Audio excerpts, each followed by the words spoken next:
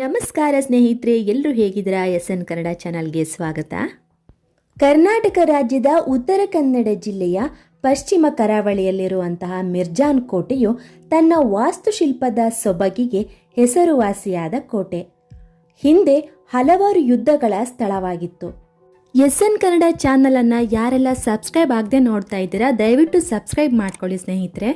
ಇದರಿಂದ ಇನ್ನಷ್ಟು ಹೆಚ್ಚು ವಿಡಿಯೋನ ಮಾಡೋದಕ್ಕೆ ಸಹಾಯ ಆಗುತ್ತೆ.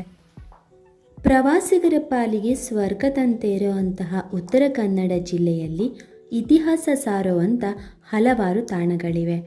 ಅವುಗಳಲ್ಲಿ ಕುಮಟಾ ಸಮೀಪ ಇರುವಂತಹ ಸುಂದರವಾದ ಮಿರ್ಜಾನ್ ಕೋಟೆ ಕೂಡ ಒಂದು. ಕರ್ನಾಟಕ ಒಂದು ಸಾಂಸ್ಕೃತಿಕ ತವರು.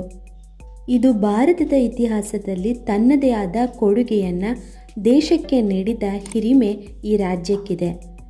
ಪ್ರತಿಯೊಂದು ಕ್ಷೇತ್ರದಲ್ಲೂ ಕೂಡ ಕನ್ನಡ ನಾಡಿನ ಚರಿತ್ರೆಯನ್ನು ನಾವು ಕೇಳಿರ್ತೇವೆ.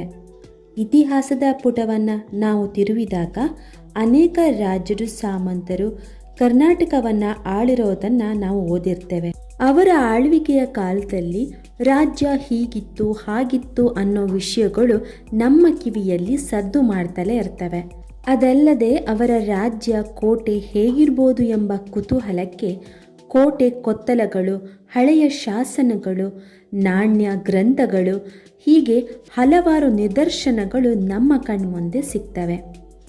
ಅಂಥವುಗಳಲ್ಲಿ ಮಿರ್ಜಾನ್ ಕೋಟೆ ಕೂಡ ಒಂದು. ಮಿರ್ಜಾನ್ ಕೋಟೆ ಉತ್ತರ ಕನ್ನಡದ ಕುಮಟಾ ತಾಲೂಕಿನ ಮಿರ್ಜಾನ್ ಗ್ರಾಮದಲ್ಲಿದೆ. ಗೋಕರ್ಣದಿಂದ ಸುಮಾರು 23 ಕಿಲೋಮೀಟರ್ ದೂರದಲ್ಲಿರುವಂತಹ ಮಿರ್ಜಾನ್ ಕೋಟೆ ಕುಮಟಾ ಪಟ್ಟಣದಿಂದ 10.5 ಕಿಲೋಮೀಟರ್ ದೂರದಲ್ಲಿದೆ. ನಾವು ಕಾಣಬಹುದಾದಂತಹ ಉತ್ತಮ ಸ್ಥಿತಿಯಲ್ಲಿರುವಂತಹ ಕೋಟೆಗಳಲ್ಲಿ ಇದು ಕೂಡ ಒಂದು. ಇದು ಅಘನಾಶಿನಿ ನದಿಯ ತಟದಲ್ಲಿದ್ದು ಅದರ ಆಚೆಗೆ ಅರಬ್ಬಿ ಸಮುದ್ರವನ್ನು ಹೊಂದಿದೆ.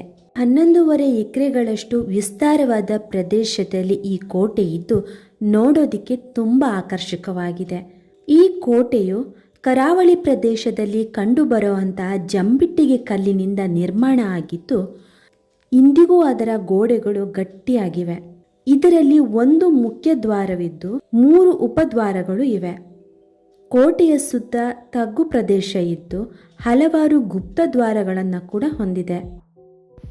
ಅದಲ್ಲದೆ ಇಲ್ಲಿ ಹಲವಾರು ಕಂದಕಗಳು, ದರ್ಬಾರ್ ಹಾಲ್, ರಾಣಿಯ ಸಿಂಹಾಸನ, ಪಾಕಶಾಲೆ, ಮಾರುಕಟ್ಟೆ ದೇವಸ್ಥಾನ, ಮಸೀದಿಯಂತಹ ಅವಶೇಷಗಳು, ಹಾಗೆಯೇ ಈ ಕೋಟೆಯಲ್ಲಿ 9 ಬಾವಿಗಳನ್ನು ನಾವು ಕಾಣಬಹುದು.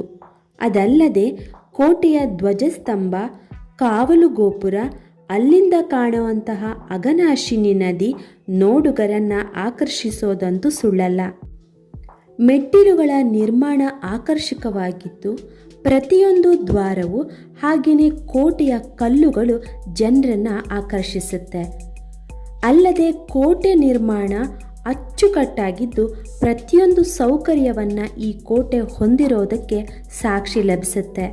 ಕರ್ನಾಟಕದ ಇತಿಹಾಸದಲ್ಲಿ ಕಾಳುಮೆಣಸಿನ ರಾಣಿ ಅಂತಲೇ ಪ್ರಖ್ಯಾತಗೊಂಡಿದ್ದಂತಹ ಸಾಳುವ ವಂಶದ ಗೇರುಸೊಪ್ಪೆಯ ರಾಣಿ ಚೆನ್ನಭೈರಾದೇವಿ ಈ ಕೋಟೆಯನ್ನು 16ನೇ ಶತಮಾನದಲ್ಲಿ ನಿರ್ಮಿಸಿದಾಳೆ ಅಂತ ಇತಿಹಾಸದ ಪುಟಗಳಲ್ಲಿ ಉಲ್ಲೇಖಿಸಲಾಗಿದೆ. ಈ ಕೋಟೆಯನ್ನು ಕಟ್ಟಿರುವವರ ಕುರಿತು ಹಲವಾರು ಭಿನ್ನಾಭಿಪ್ರಾಯಗಳಿದೆ. ಇಬ್ನ ಬಟೂಟ ಅನ್ನುವಂಥ ನವಾಯತ ರಾಜ 1200ರಲ್ಲಿ ಕಟ್ಟಿರೋದಾಗಿ ಹೇಳ್ತಾರೆ.